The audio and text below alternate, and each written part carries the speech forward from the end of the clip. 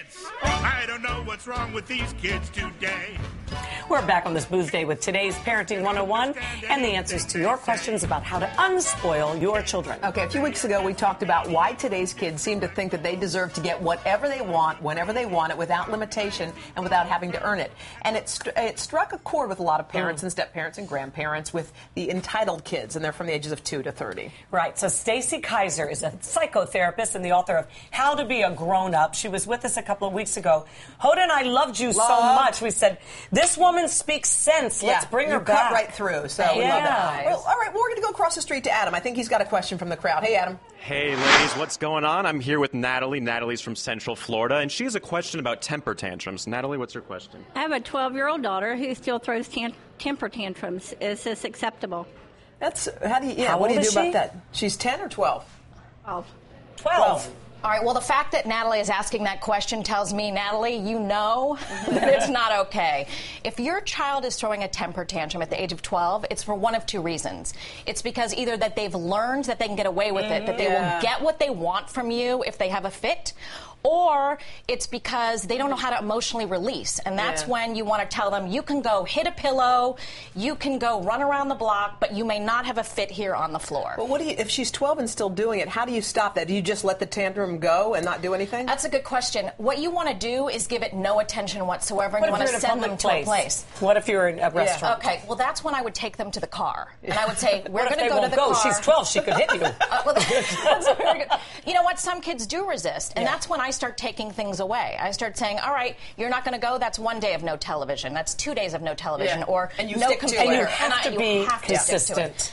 Absolutely. Kids only do what you let them get away with, and so this 12-year-old is getting away with it. She's going to grow up to be a kid in college doing it, and nobody's going to give her what she wants. Right, and how embarrassing to be on the schoolyard in high school having a fit. It's just not socially acceptable. All right, here's an email, okay? This one is from Anna in Los Angeles. My boyfriend hovers over his kids ages 28 and 30 to rescue them from their costly mistakes, both financial and personal. Now there's a granddaughter, and at the tender age of 2, she's already learned manipulations.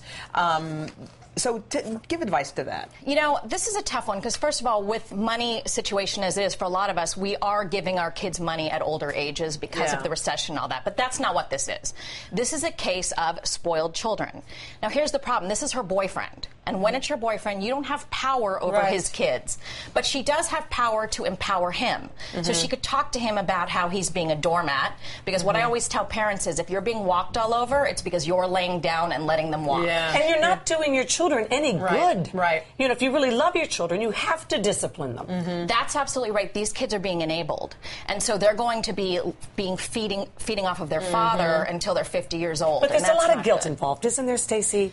Especially when, and there's also that whole thing, if you came from nothing yourself, you want to give your children what you never had. But maybe you're the person you are because you never had it. I actually think that it does come from a good place a lot of times. We hate to see our kids suffer, and we want to do well for them. But if you don't teach your kids, or your adult kids in this case, to be successful and competent, they never will be. They never will be. Well, this is interesting because this next one's about either someone who is separated or divorced. I have a 16-year-old daughter who believes that just because I don't live at home with her anymore means that she can get whatever she wants, which is usually money. I constantly hear, but Dad, you're never home, so you owe me. I mean, what can I make her understand that I'm not a personal ATM? The guilt, though, when it comes to divorces is huge. It's huge. Can be. Right, and that's what ends up happening is parents feel bad that they don't live with their kids, so they indulge them, they give them things. But again, you're setting a pattern. This father has set a pattern. He sent the message, if my daughter gives me a hard time, I will give her money. And so you have to stop. You have to start giving her money and giving her things because it's her birthday. And what I always tell parents is tell your kids the new rules. Sit down and say, here's the deal. I'm going to give you money, I'm going to give you things on your birthday for the holidays and when I feel sort of overwhelmed to do it. I'm not going to just do it because you're complaining. I was at a book signing a couple of weeks ago, and there were 100 kids. I think I've told this story. 100 children. 1 out of the 100 said thank you. Yeah, see, I blame Why the are we parents not for that. teaching children to say please, thank you, and you're welcome? Right, and kids are on their best behavior when they're not at home. And so the fact that those kids were doing that, it worries me. Parents are look, we're distracted. We're dealing with our own financial problems. We've got a bunch of kids. We've got our own stressors. We're not spending enough time actually parenting, and it's really important that we do that. They wait too long. By the time a child is 6 years old, They've already are in patterns, aren't they? That's true, but it is never too late. You can start. You sit down your child at whatever age and say the rules are changing here. Earlier the better. You will say please and thank you, or you will not get, and it begins with everything. Let's go across to Adam. We have another viewer. That's right. I'm here now with Kristen from Richmond, Virginia, and Kristen has a question about independence. Yes, I have a preteen, and I'm wondering what's the best way to teach him that independence is a privilege and not a right. Oh, yeah, because all the other kids get to do it and blah, blah, blah. Exactly. Yeah. You know, being a preteen or teenager is designed to be seeking independence. That's what we all do. That's why we dress differently and listen to different music than our parents. And so it's really about creating a pathway that's right for your kid. I always parallel it literally to driving on the road.